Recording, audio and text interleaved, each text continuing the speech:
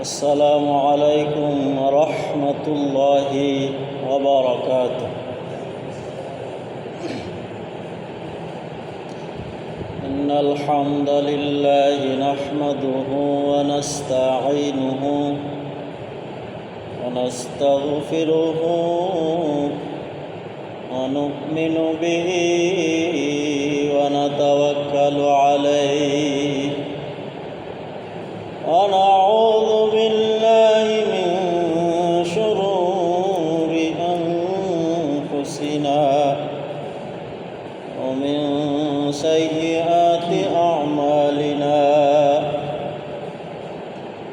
من يهده الله فلا مضل له ومن يضلله فلا هادي له ونشهد أن لا إله إلا الله وحده لا شريك له ونشهد أن سيدنا وسندنا ونبينا وشفيعنا وحبيبنا وطبيبنا وطبيب أرواحنا محمدا عبده ورسوله صلى الله تعالى عليه وعلى آله وصحبه وبارك وسلم تسليما كثيرا كثيرا. الذي أرسله بالحق بشيرا ونذيرا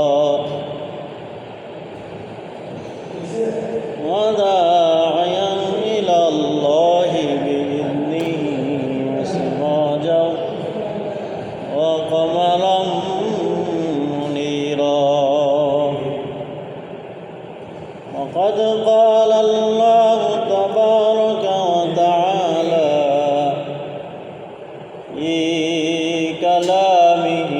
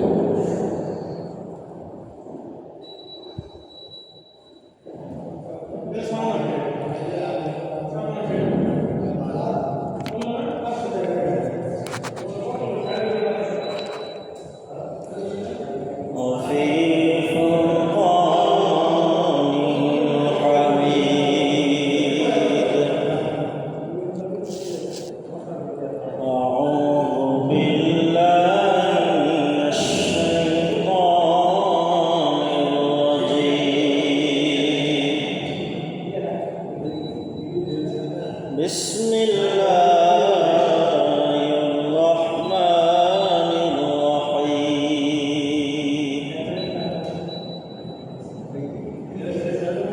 إن أول بيت وضع للناس للذي ببكة مباركا وهدى للعالمين.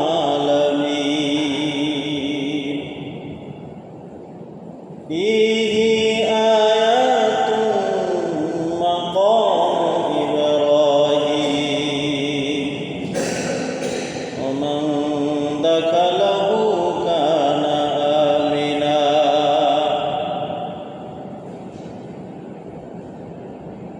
صدق الله العظيم.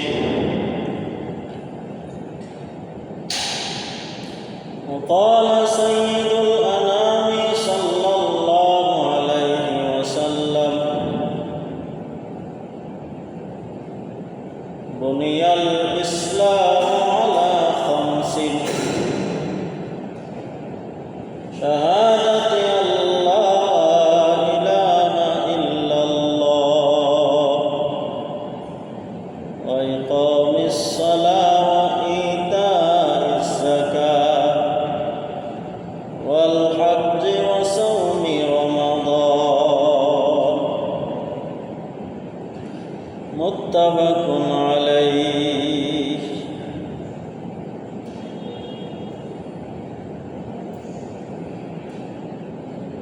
وقال تعالى في شان حبيبه ومحبوبه آمرا ومخبرا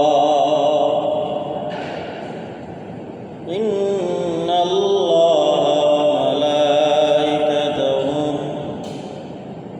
يصلون على النبي يا أيها الذين آمنوا صلوا عليه وسلموا تسليما.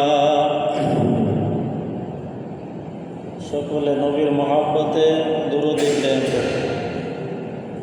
আল্লাহুম্মা সাল্লি আলা মুহাম্মাদিন ওয়া আলা আলি মুহাম্মাদ কামা সাল্লাইতা আলা ইব্রাহিম ওয়া আলা আলি ইব্রাহিম ইন্নাকা হামিদুম মাজিদ। اللهم بارك على محمد وعلى آل محمد كما باركت على إبراهيم وعلى آل إبراهيم إنك حميد مجيد. بلغ العلا بكماله كشف الدجى بجماله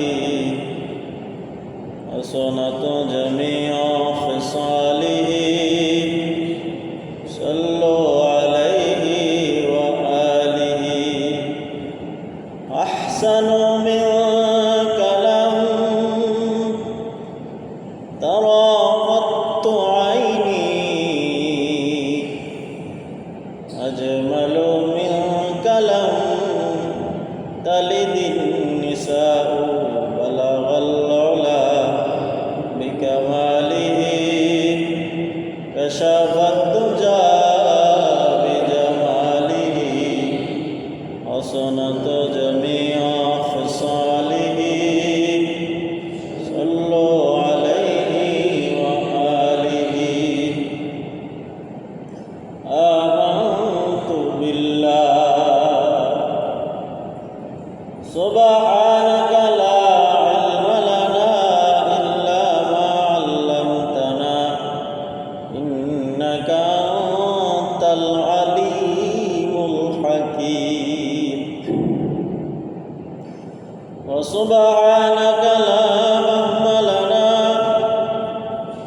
إلا ما فهمتنا إنك أنت الجواد الكريم. উপস্থিত মুআজ্জাজ সম্মানিত মুসল্লিয়ানে কেরাম, আমরা সর্বপ্রথম সে মহান রব্বে আরশ কারীমের শুকরিয়া আদায় করব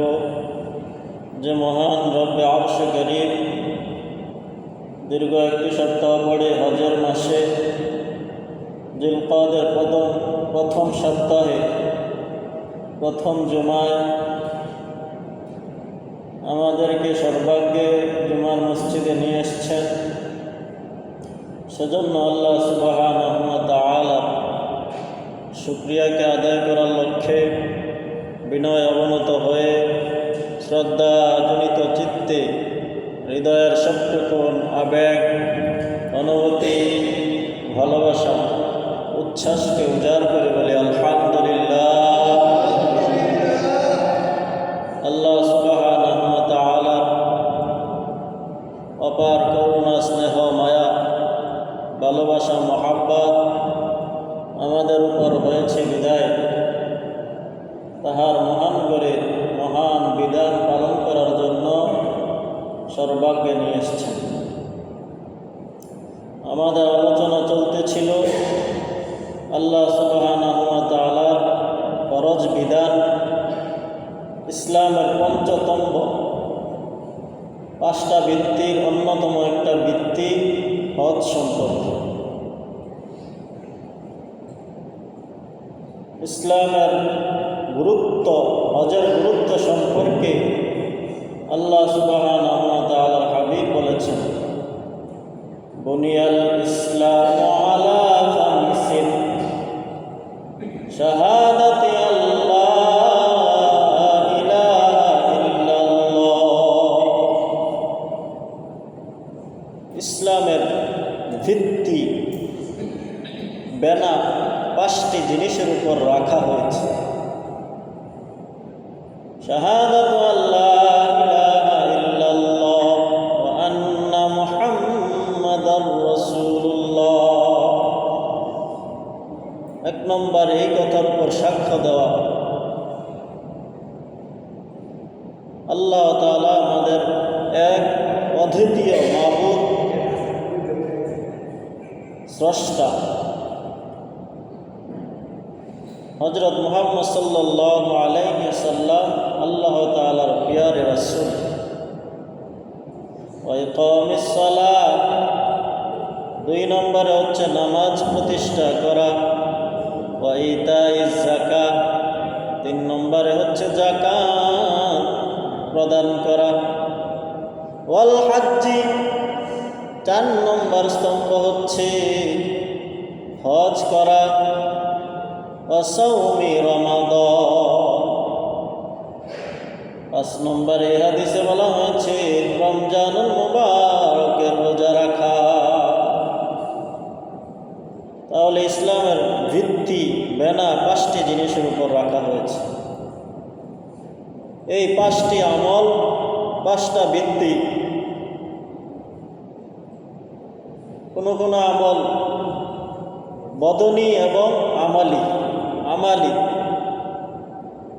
শরীরের শক্তির সাথে সম্পৃক্ত এবং টাকার সাথে সম্পৃক্ত। বদনী আমল যেমন নামাজ, এই নামাজ টাকার প্রয়োজন হয় না, শরীরের শক্তি দিয়ে আদায় করা যায়। যাকাত টাকার সাথে সম্পৃক্ত, যার কাছে টাকা থাকবে সেই যাকাত দিবে, তাহলে সেটা হচ্ছে আমলি, বদনী নয় আমালি। আমলের দ্বারা সম্পদের সাথে সম্পৃক্ত হচ্ছে যাকাত, শরীরের সাথে নয়। আর রোজা এমন একটা আমল যেটা শরীরের সাথে সম্পৃক্ত। হজ এটাও বদনী এবং আমলি। হজ করতে গেলে টাকাও লাগে, শরীরের শক্তিও লাগে। হজের আমলটা টাকারও প্রয়োজন এবং শরীরের শক্তিরও প্রয়োজন। সুতরাং হজের ব্যাখ্যা এবং এই আমলগুলোর 5টা স্তম্ভের ব্যাখ্যা করতে গিয়ে মুফাসসিরিনগণ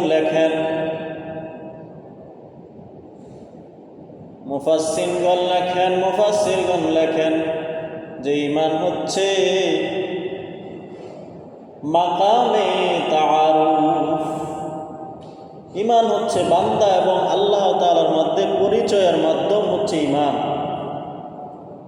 আল্লাহ এবং তাহার বান্দাদের মধ্যে মারেফাত হাসিল হয়, পরিচয় লাভ হয় ঈমানের মাধ্যমে।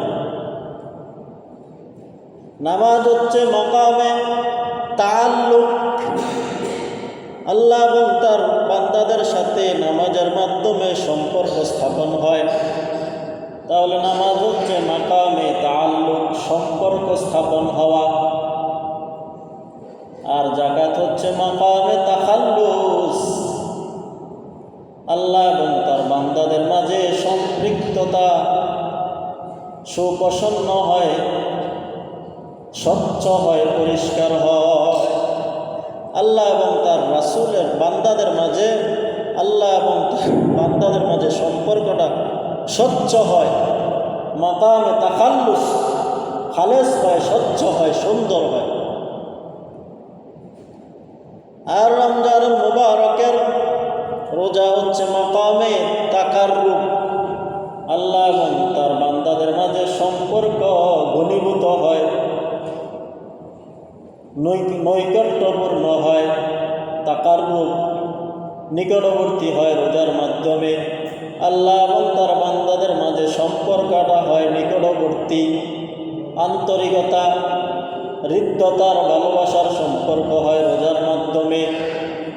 আর রমজানুল, আর যেই আমলটা টাকা এবং বদনী শরীরের সাথে সম্পৃক্ত, সেই আমলটা হচ্ছে মাকামে তাদাল্লি, আল্লাহ সুবহানাহু ওয়া তাআলার সাথে মহামিলন।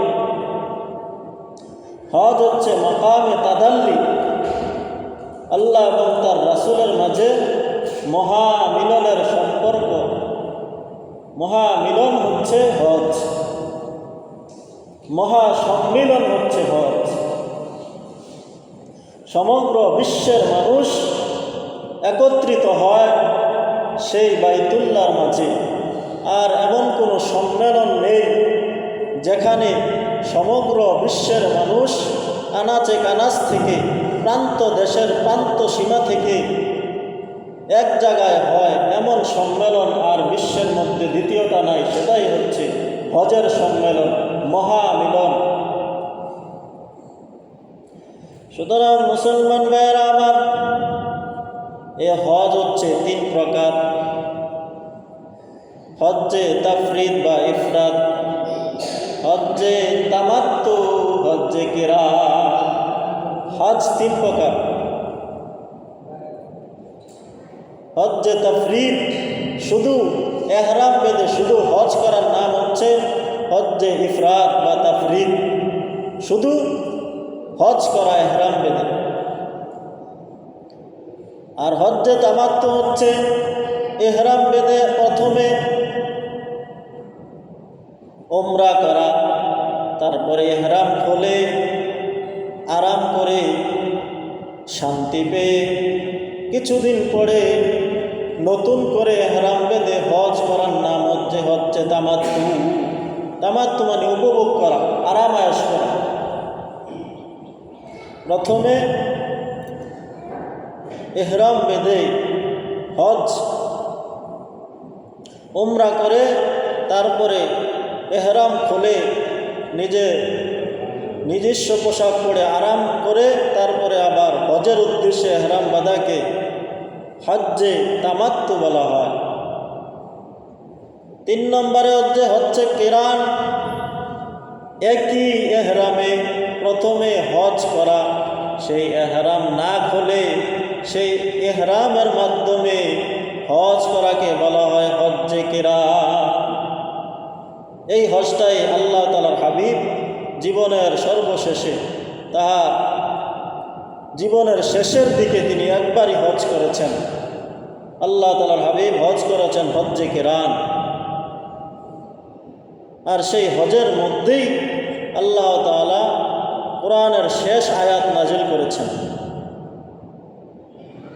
সেই আয়াতটা হচ্ছে আলে ইমরানের সূরাতুল মায়েদার মধ্যে আল্লাহ তাআলা বলেন, আল ইয়াউমা আকমালতু লাকুম দীনাকুম ওয়া আতমামতু আলাইকুম নি'মাতি ওয়া রাদিতু লাকুমুল ইসলাম দীনা। আজ আমি তোমাদের জন্য তোমাদের দিনকে পরিপূর্ণ করে দিলাম। আল-ইয়াওমা আকমালতু লাকুম দীনাকুম ওয়া আতমামতু আলাইকুম নি'মাতি, এবং আমি আমার নেয়ামতকে তোমাদের জন্য পরিপূর্ণ করে দিলাম।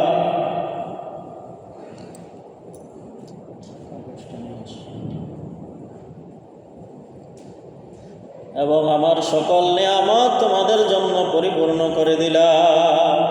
আতমামতু নি'মাতি ওয়া রাদিতু লাকুমুল ইসলাম দীনা, এবং আমি তোমাদের জন্য ইসলামকে দিন হিসাবে তোমাদের জন্য মনোনীত করলাম। ওয়া রাদিতু লাকুম, এবং আমি তোমাদের উপর সন্তুষ্ট হয়ে গেলাম। ওয়া রাদিতু লাকুমুল ইসলাম দীনা, ইসলামকে দিন হিসাবে তোমাদের জন্য মনোনীত করে আমি এর উপর সন্তুষ্ট হয়ে গেলাম। সুতরাং কোরআনে কারিমের এই আয়াতটা বিদায় হজের মধ্যে আল্লাহ তাআলা নাজিল করেন। এটাই কোরআনের সর্বশেষ আয়াত বিধানের দিক দিয়ে। তাহলে মুসলমান ভাইয়েরা আমার, এই আয়াতটা আরাফার ময়দানে জুমার দিনে আল্লাহ তাআলা নাজিল করেন।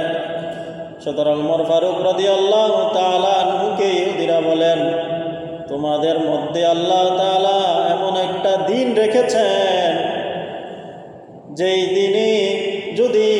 দিনে আল্লাহ তাআলা কোরআনের শেষ আয়াত নাজিল করেছেন, যদি এটা আমাদের জন্য হতো আমরা আনন্দের চিত্তে সেই দিনকে ঈদের দিন বানাতাম। সুতরাং ওমর ফারুক রাদিয়াল্লাহু তাআলা আনহু বলেন, ঈদের দিন দুইটাই, ওই দিন ঈদের দিন বানানোর প্রয়োজন নেই, বরং সেই দিনটা ছিল আরাফার দিন এবং জুমার দিন। সুতরাং মুসলমানের জন্য জুমার দিন হচ্ছে শ্রেষ্ঠ দিন, আরাফার দিন হচ্ছে শ্রেষ্ঠ দিন। সুতরাং দুইটা শ্রেষ্ঠ দিন একত্রিত হওয়ায় এটা আমাদের জন্য অনেক আনন্দের বিষয়। নতুন করে ঈদ বানানোর প্রয়োজন নেই, বরং সেটা আমাদের জন্য মহা আনন্দের বিষয়। সুতরাং মুসলমান ভাইয়েরা আমার, তাহলে আমরা জানতে পারলাম গত সপ্তাহ থেকে এই সপ্তাহ হজের ফরজ হচ্ছে 3টি, হজ 3 প্রকার, হজের ওয়াজিব 6টি, হজের সুন্নাত হচ্ছে 12টি। আমরা গত জুমায় হজের ফরজ ওয়াজিবগুলো বলেছি, সুন্নত 12টি। এটা অনেক লম্বা আলোচনা, মুখস্থ করার বিষয়। যারা হজে যাবে তাদের মুখস্থ করতে হবে। তারপরে আদাব আছে, হজের আদব আছে, এগুলোও যারা হজে যাবে তখন মুখস্থ করে নেবে। সুতরাং মুসলমান ভাইয়েরা আমার, আল্লাহ সুবহানাহু ওয়া তাআলা আমাদের জন্য হজকে জীবনে একবার ফরজ করেছেন। একবার হজ ফরজ করেছেন। আল্লাহ তাআলার হাবিব বলেন, ইয়া আইয়ুহান নাস, হে লোক সকল, قد فرض عليكم الحج, তোমাদের জন্য হজকে ফরজ করা হয়েছে। قد فرض عليكم الحج فحجوا, সুতরাং তোমরা হজ করো। জীবনে একবার তোমাদের জন্য হজকে ফরজ করা হয়েছে। সাহাবী জিজ্ঞাসা করলেন, ইয়া রাসূলুল্লাহ, ইয়া হাবিবাল্লাহ, হজ কি প্রত্যেক বছর ফরজ হজ করতে হবে কিনা? আল্লাহ তাআলার হাবিব চুপ রইলেন। দ্বিতীয়বার জিজ্ঞাসা করলেন, আল্লাহ তাআলার হাবিব চুপ রইলেন। তৃতীয়বার জিজ্ঞাসা করলেন, আল্লাহ তাআলার হাবিব কিছুক্ষণ পরে বললেন, না, তোমাদের জন্য জীবনে হজকে একবারই ফরজ করা হয়েছে।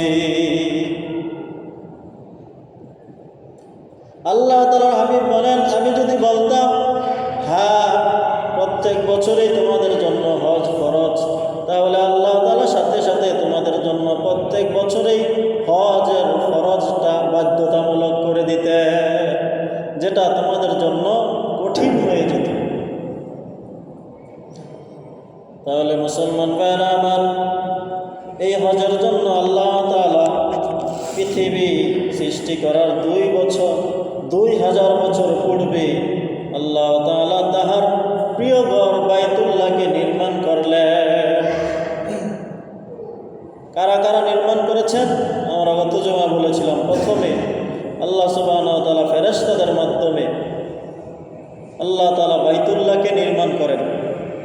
তারপরে আদম আলাইহিসসালামের মাধ্যমে বাইতুল্লাহকে নির্মাণ করেন, তারপরে ইব্রাহিম আলাইহিসসালামের মাধ্যমে বাইতুল্লাহকে, ইব্রাহিম এবং ইসমাইল আলাইহিসসালামের মাধ্যমে বাইতুল্লাহকে নির্মাণ করেন।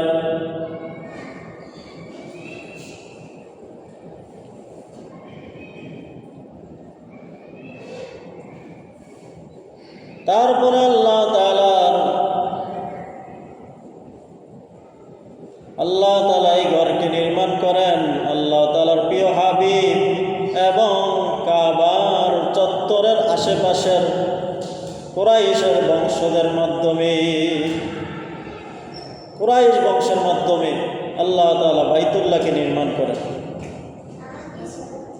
তারপরে আল্লাহ তাআলা এই ঘরকে জুবায়ের রাদিয়াল্লাহু তাআলা আনহু নির্মাণ করেন।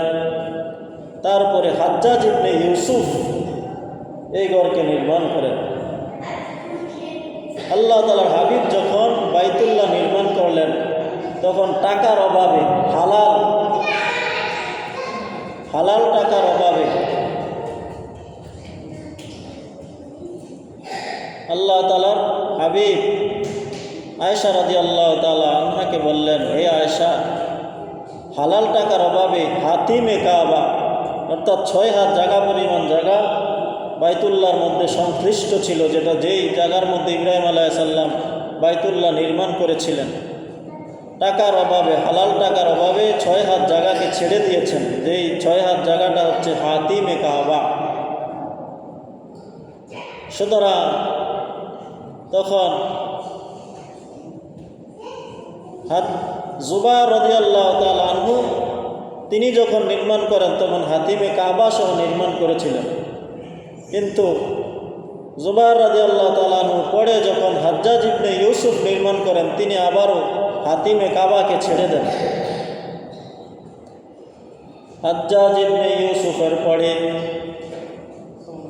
সৌদি সরকার যখন বাইতুল্লাহকে নির্মাণ করার জন্য ভেঙ্গে নির্মাণ করার জন্য ইচ্ছা করলেন, তখন ইমাম মালিক রহমতুল্লাহি আলাইহি বললেন যে এমনি যদি প্রত্যেক বাদশাহ এসে এসে এই বাইতুল্লাহকে ভাঙ্গে নির্মাণ করে তাহলে এই বাইতুল্লাহ একটা খেলার বস্তু হয়ে যাবে।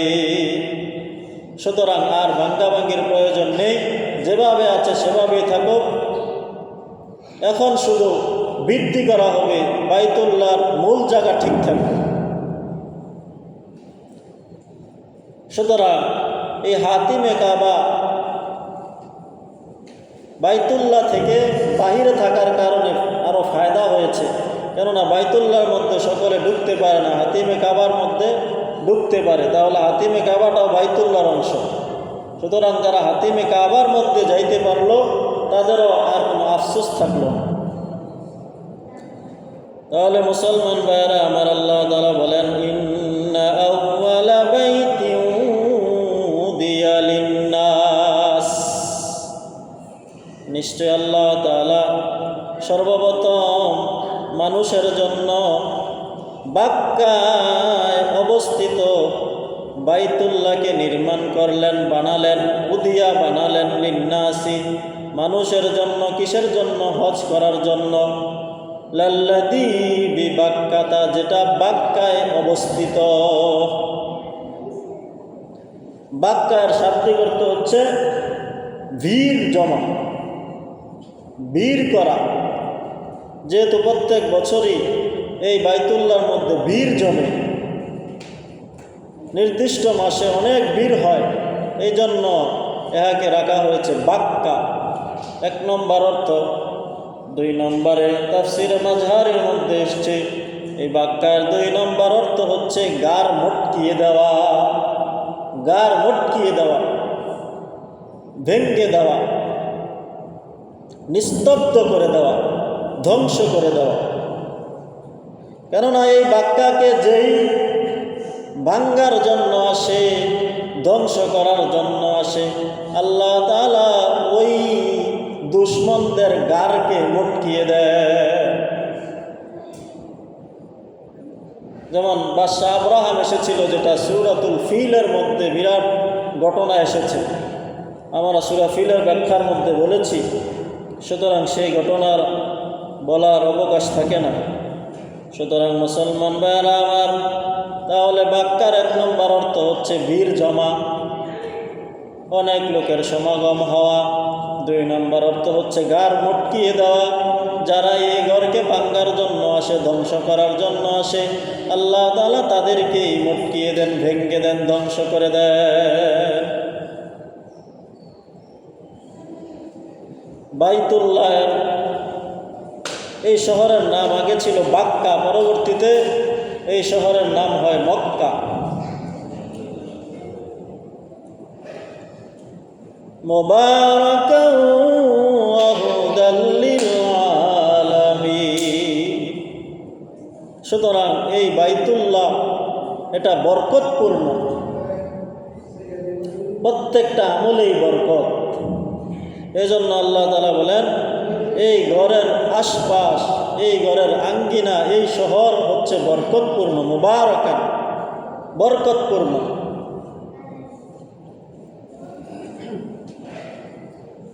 $1 খরচ করলে আপনি সাধারণভাবে যদি হজ করেন, 1 টাকায় 10 টাকা, 1 টাকায় 700 টাকা। রমজানে দান করলে 1 টাকায়, এরকমভাবে আপনার আল্লাহ তাআলা নফল হলে ফরজের সওয়াব দিবেন। আর সেই হজের ফরজে গিয়ে যদি দান করেন, তাহলে 1 টাকায় 70 কোটি টাকা খরচ করার সওয়াব আল্লাহ তাআলা আপনার আমল নামার মধ্যে দিয়ে দিবেন। সুবহানাল্লাহ। তাহলে মুবারাকান, সেই শহরে যে যাবে প্রত্যেকটা আমলের মধ্যে বরকত। সুতরাং যে ব্যক্তি 5 জায়গানা মসজিদে নামাজ আদায় করবে, 1 রাকাতে 27 রাকাতের সওয়াব পাবে। জুমার মসজিদে আদায় করলে 1 রাকাতে 1000 রাকাতের সওয়াব পাবে। বাইতুল মাকদিসের মধ্যে আদায় করলে 1 রাকাতে 500 রাকাতের সওয়াব পাবে। মসজিদে নববীর মধ্যে আদায় করলে 1 রাকাতে 1000 অথবা 50,000 রাকাতের সওয়াব পাবে। আর যে ব্যক্তি মসজিদে হারামের মধ্যে, বাইতুল্লাহর মধ্যে,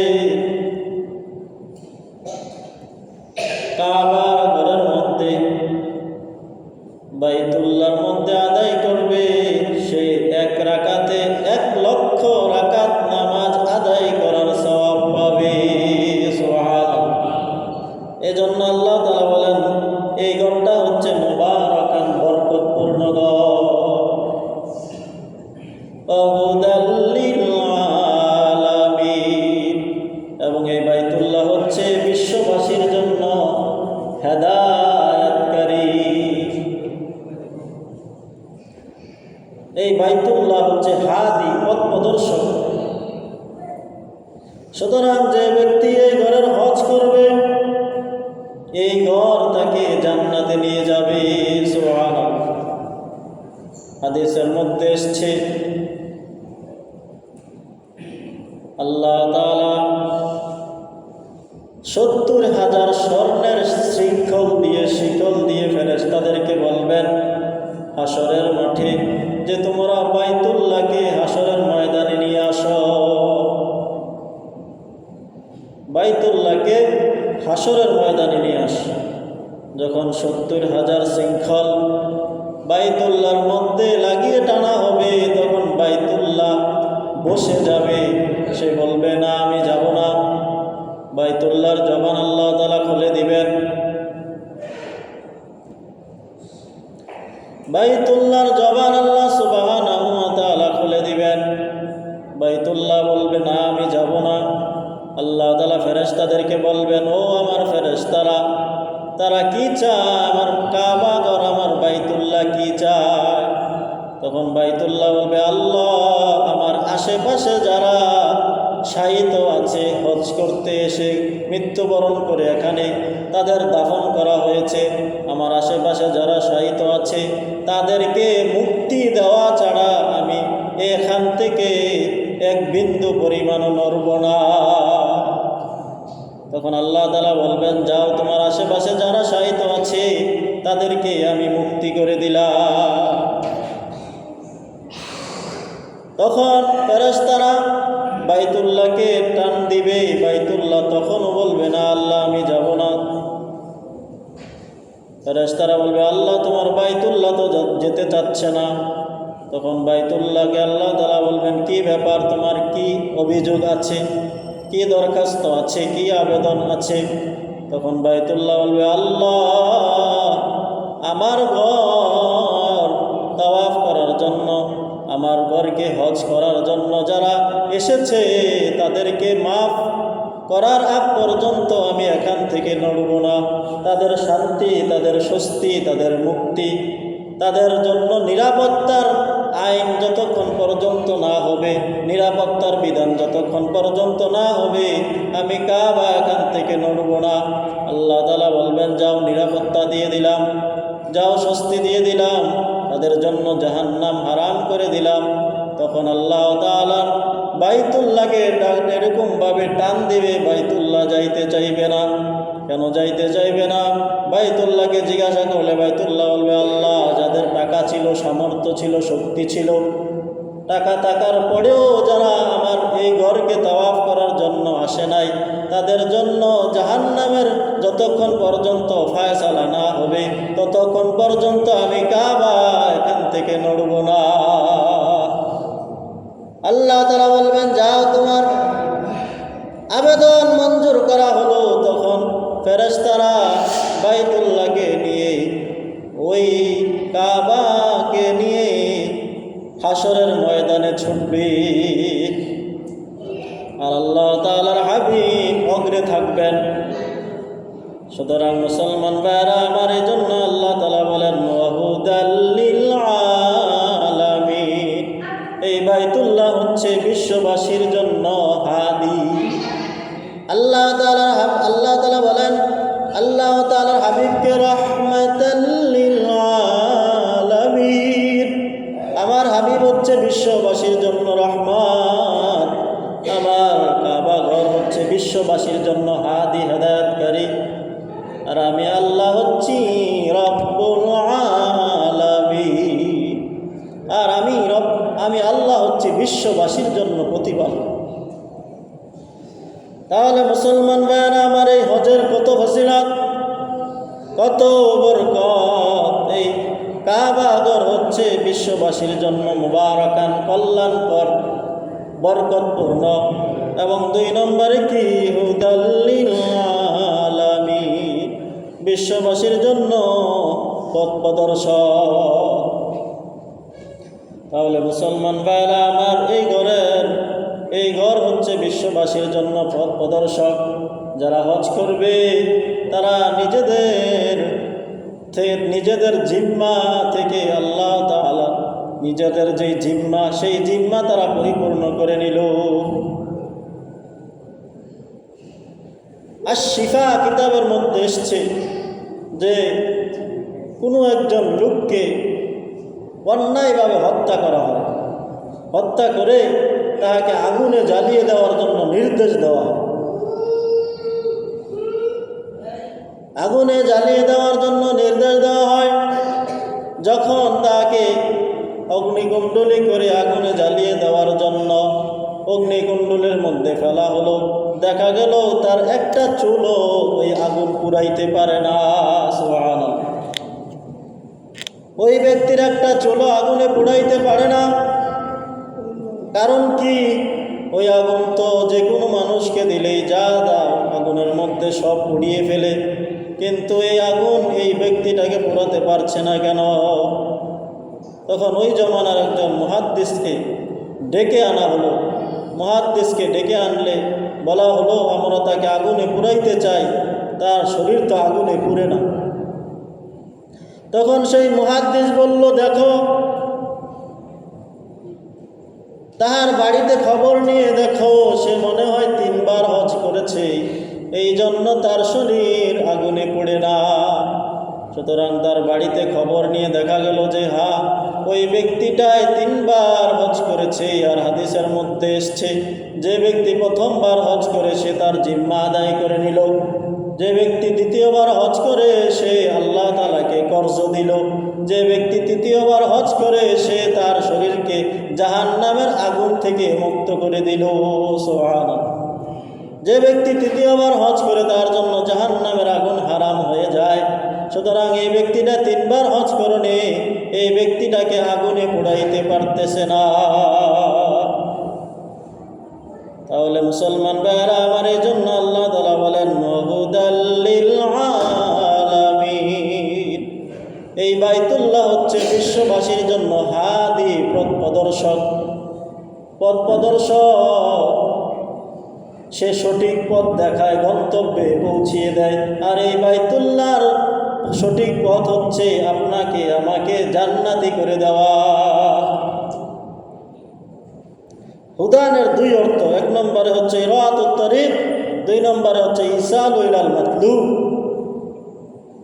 অর্থাৎ আপনাকে কোনো আজনবী ব্যক্তি, অপরিচিত ব্যক্তি রাস্তার সন্ধান চাইল আপনার কাছে, তা আপনি বললেন যে এমনি এমনি গেলে তুমি সঠিক পথে পৌঁছে যাবে, তোমার গন্তব্যস্থলে পৌঁছে যাবে। সুতরাং এই বাইতুল্লাহ আপনাকেও সঠিক পথ অর্থাৎ জান্নাতে পৌঁছে দেয়। এটা হচ্ছে রাতুত তরিক, আপনাকে সঠিক রাস্তা দেখায়া দিবে। আর ইসালু ইলাল মাতলুব হচ্ছে মহান আল্লাহ, তিনি আমাকে আপনাকে একদম হাতে ধরে নিয়ে জান্নাতে দিয়ে দিবেন, দান করবেন। সুবহানাল্লাহ। তাহলে মুসলমান ভাইরা আমার, এই বাইতুল্লাহর মধ্যে কি আছে?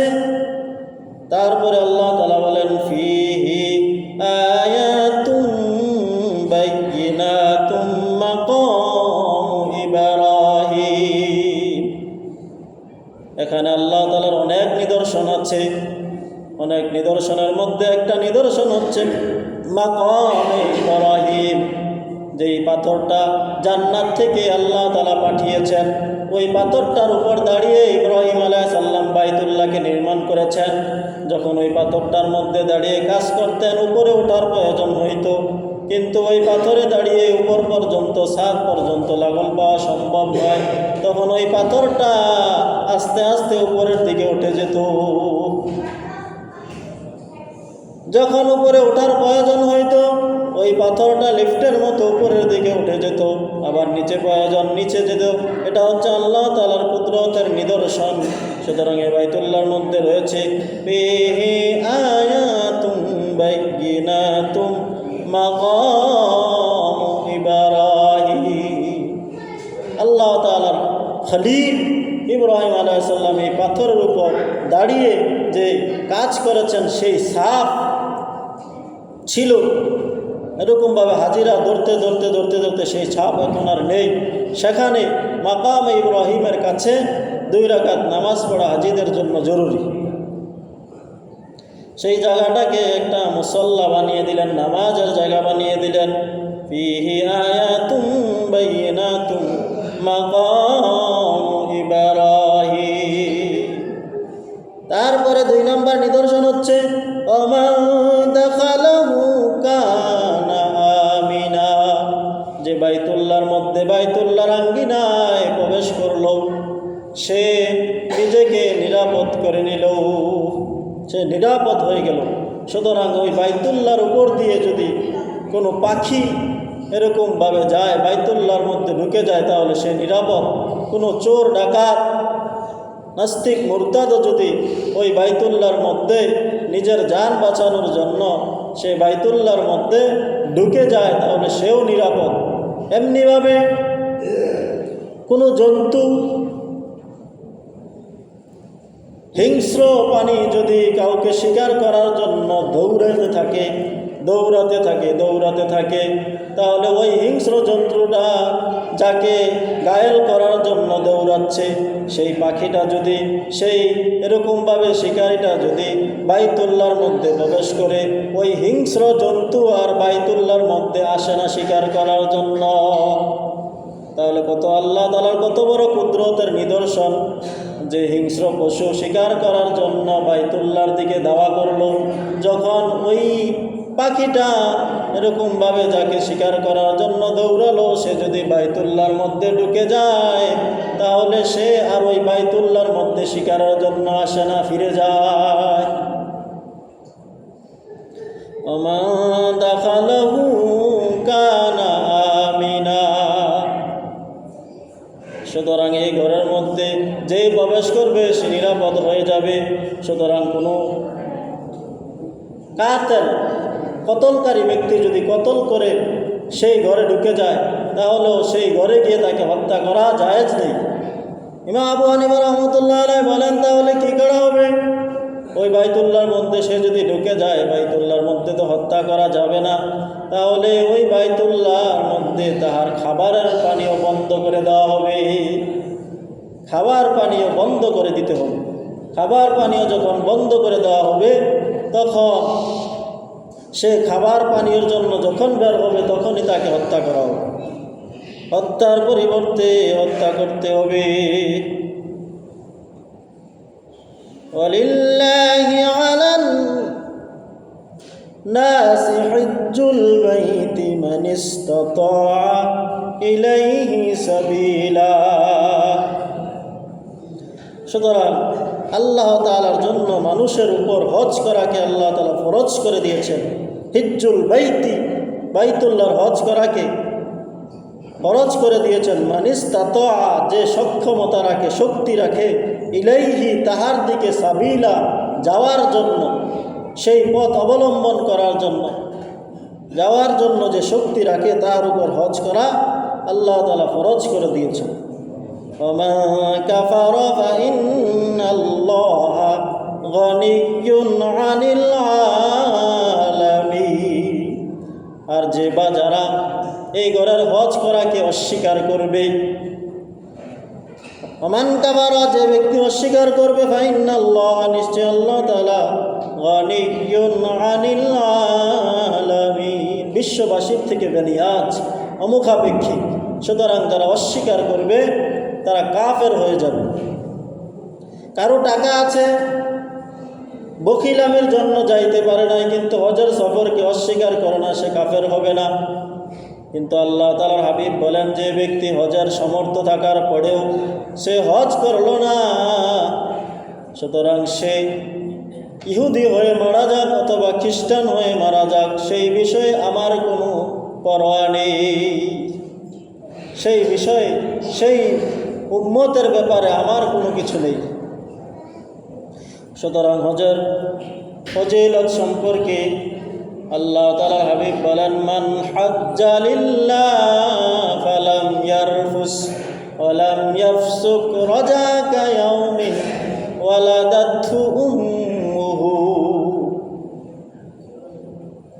মান হাজ্জা লিল্লাহ, যে ব্যক্তি আল্লাহর জন্য হজ করলো, ফালাম ইয়ারফুস, সেই হজের সফরের মধ্যে কোনো ধরনের অশ্লীল কাজ করলো না, স্ত্রীর সাথে কোনো ধরনের অশ্লীল কথাবার্তা বলল না, যৌন অধ্যাপক কোনো কথাবার্তা বলে নাই, যৌন সম্ভোগ করে নাই, তারপরে সে হজের মধ্যে গিয়ে কোনো ধরনের ঝগড়া বাসাত করে নাই, বিশৃঙ্খলা করে নাই, চুগলখড়ি করে নাই, গীবত করে নাই, পরনিন্দা করে নাই, অহংকারী করে নাই, অশ্লীল কথা বলে নাই, অহেতুক কথা বলে নাই, বরং হজের এই সফরটাকে আল্লাহ তাআলার জন্য নিয়ে গেছিল এবং আল্লাহ তাআলার জন্যই সে হজ করেছে।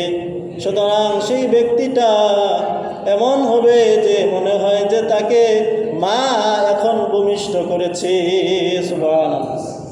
ওয়ালাদাতহু উম্মুহু, কেমন যেন মা তাকে এখন ভূমিষ্ঠ করেছে। সুতরাং ওই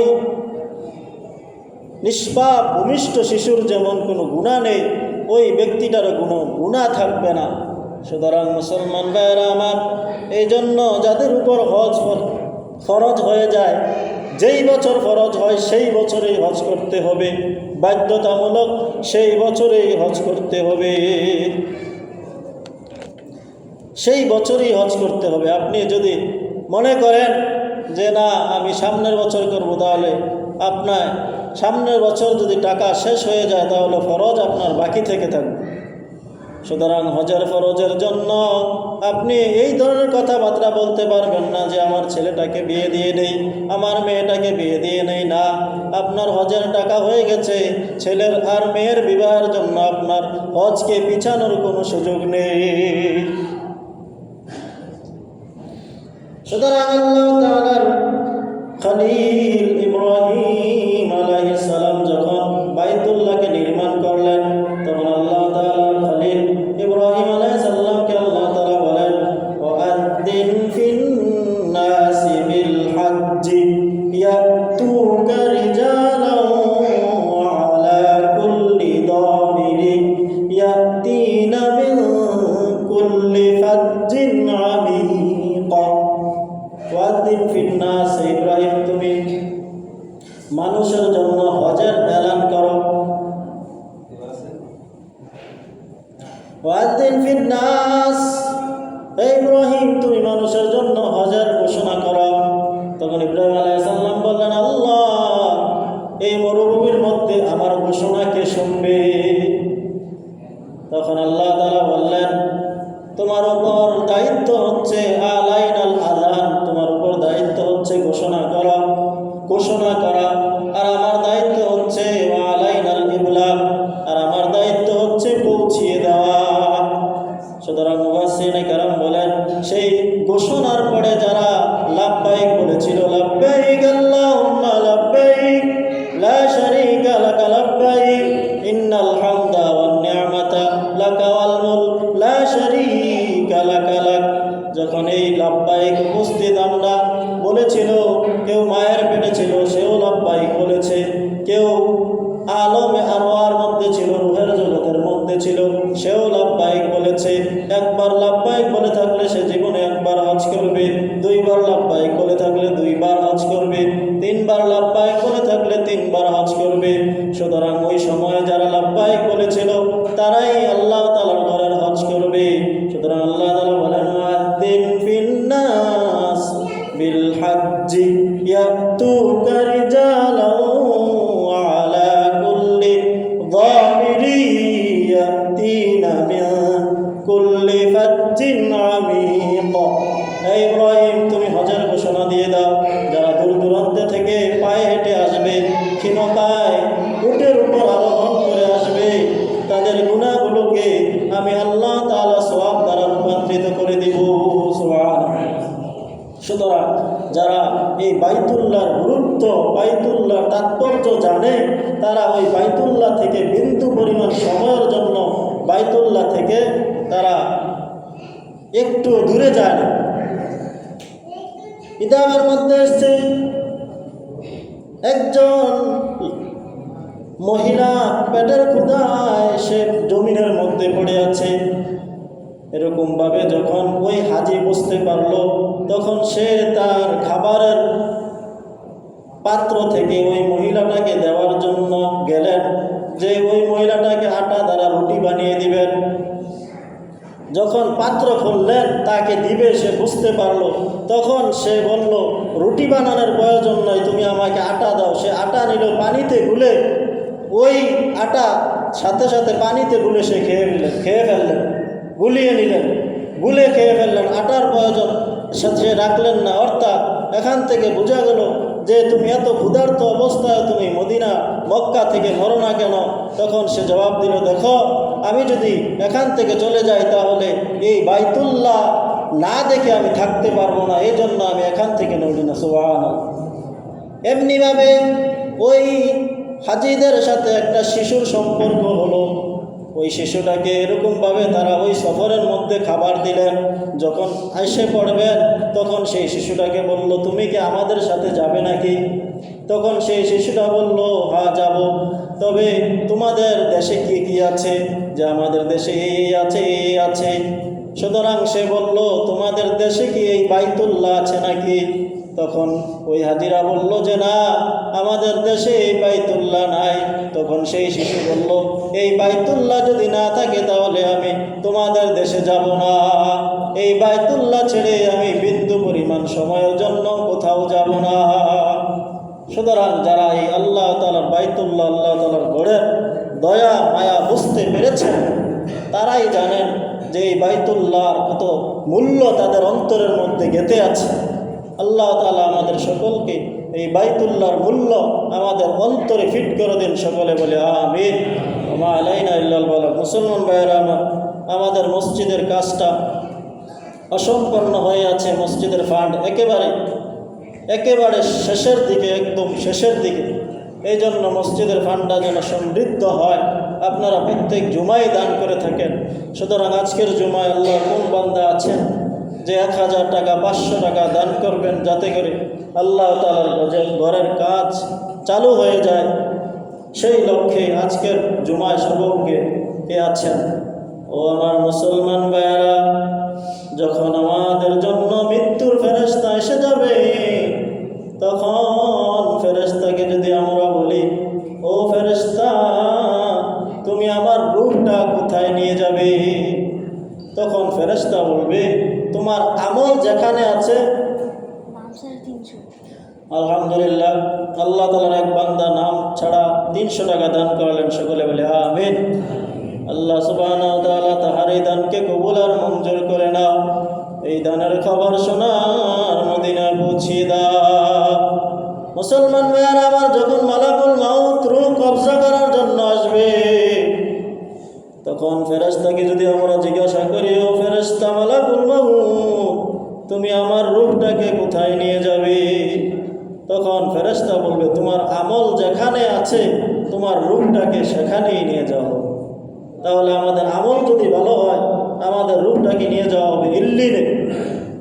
আমাদের আমল যদি খারাপ হয়, তাহলে সে আমলের সাথেই আমাদেরকে নিয়ে যাওয়া হবে সিজ্জিনের মধ্যে। তাহলে আমাদের আমল ভালো হওয়া একটা অন্যতম মাধ্যম হচ্ছে দান করা আল্লাহর ঘরে, আল্লাহর রাস্তায়। তাহলে মুসলমান ভাইয়েরা আমার, আজকের জুমায় কে আছেন? আল্লাহ সুবহানাহু ওয়া তাআলার ঘরে 500 টাকা 1000 টাকা প্রত্যেক জুমায় তো দান করেন। সুতরাং আজকের জুমায় কে আছেন মুসলমান ভাইয়েরা আল্লাহ তাআলার ঘরে? আলহামদুলিল্লাহ, মাশাআল্লাহ, মারহাবা। আল্লাহ তোমার এক বান্দা নাম প্রকাশন ইচ্ছুক 1500 টাকা নগদ দান করলেন। আল্লাহ তুমি তার দানকে কবুল আর মঞ্জুর করে নাও। এই দানের খবর শোনার মদিনায় পৌঁছিয়ে দাও। আল্লাহ তার কামাই রুজির মধ্যে বরকত দাও। বাইতুল্লাহ হজ করার তৌফিক দাও। সকলে বলে আমিন। আমাদের যুবক আল্লাহ তাআলার এক বান্দা জায়েদ অনেক অসুস্থ, তার বোনও অসুস্থ। দোয়া চেয়ে 500 টাকা নগদ দান করলেন। আল্লাহ তাআলা আমার এই ছোট ভাইকে পরিপূর্ণ শাফায়ে আজলা দায়মা তাম্মা এবং তার বোনকেও পরিপূর্ণ সুস্থতা দান করুন। আপনাদের সকলের কাছে উভয় ভাই বোনদের জন্য দোয়া চাই। প্রায় 2 সপ্তাহ ধরে খুবই অসুস্থ।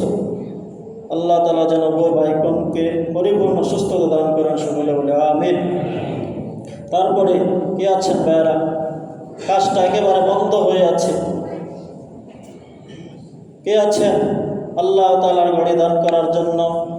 টাকার মায়া ছেড়ে ওই যে অন্ধকার কবরের কথা স্মরণ করে, পিতা মাতা আত্মীয় স্বজন কত ওই যে অন্ধকার কবরে শুয়ে আছে, তাদের কথা স্মরণ করে আল্লাহ সুবহানাহু ওয়া তাআলাকে সন্তুষ্ট করার জন্য, আমল নামার আমলগুলো বাড়ি হওয়ার জন্য। তারপরে কে আছেন? কে আছেন ভাইয়েরা? যার যার সাধ্য অনুযায়ী 500 1000 টাকা কে আছেন দান করবেন। আল্লাহ সুবহানাহু ওয়া তাআলা আমাদের সকলকে প্রত্যেক জুমায় আল্লাহ সুবহানাহু ওয়া তাআলার ঘরে এই আমলটাকে ধারাবাহিক রাখার, অব্যাহত রাখার তৌফিক দান করুন। সকলে বলে আমিন। ওয়া আলাইনা